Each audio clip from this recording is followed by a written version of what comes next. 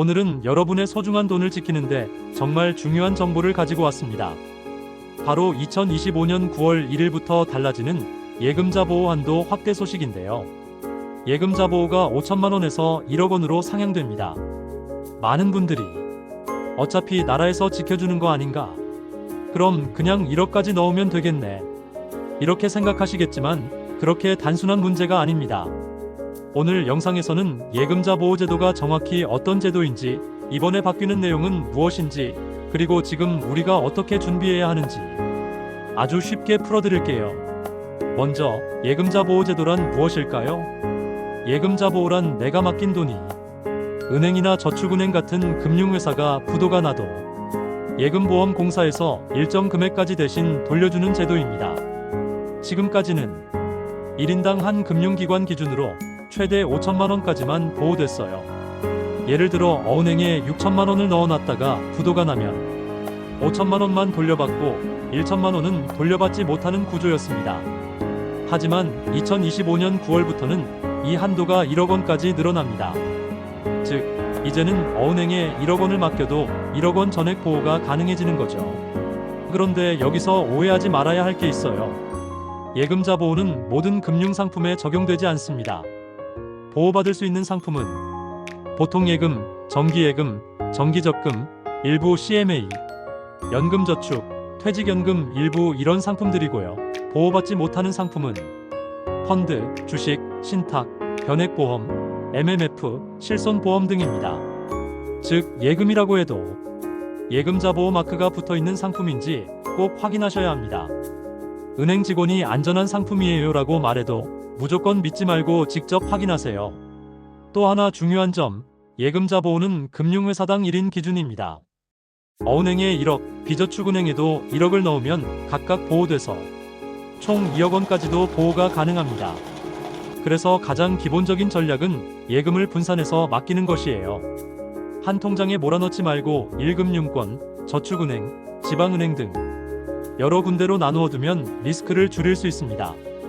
또 한 가지 질문 많이 받는 게 가족 명의로 나눠 넣으면 더 안전한가요? 입니다. 정답은 그렇습니다.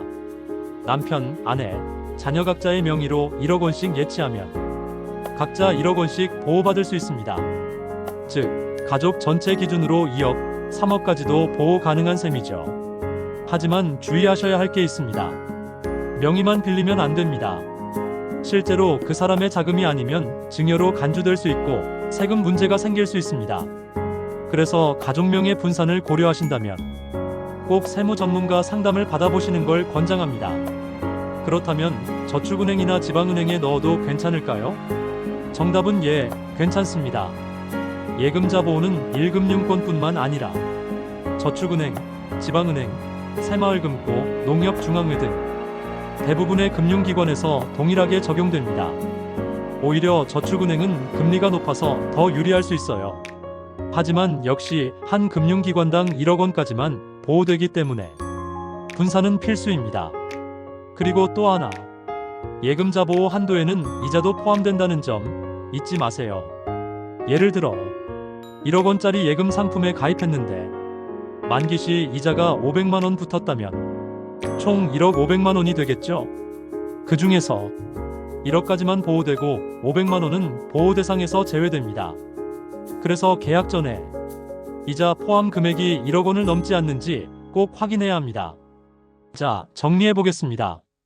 지금 당장 우리가 해야 할 일은요. 첫째, 내가 예치한 금융기관별 예금 금액을 확인한다. 1억이 넘는 경우엔 분산을 고려한다. 둘째, 가입한 금융상품이 예금자 보호 대상인지 확인한다. 모르면 반드시 은행에 문의한다. 셋째, 여러 금융기관으로 예금을 나눠서 맡긴다. 저축은행, 지방은행도 적극 활용한다.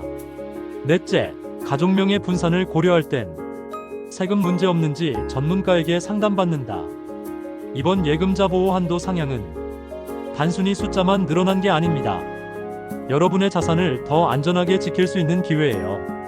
여러분, 우리 모두 열심히 일해서 소중한 돈을 한 푼, 두 푼 모아가고 있잖아요. 그런데 그 돈이 단 한 번의 사고로 날아가면 얼마나 억울할까요? 모으는 것만큼 중요한 게 지키는 일입니다.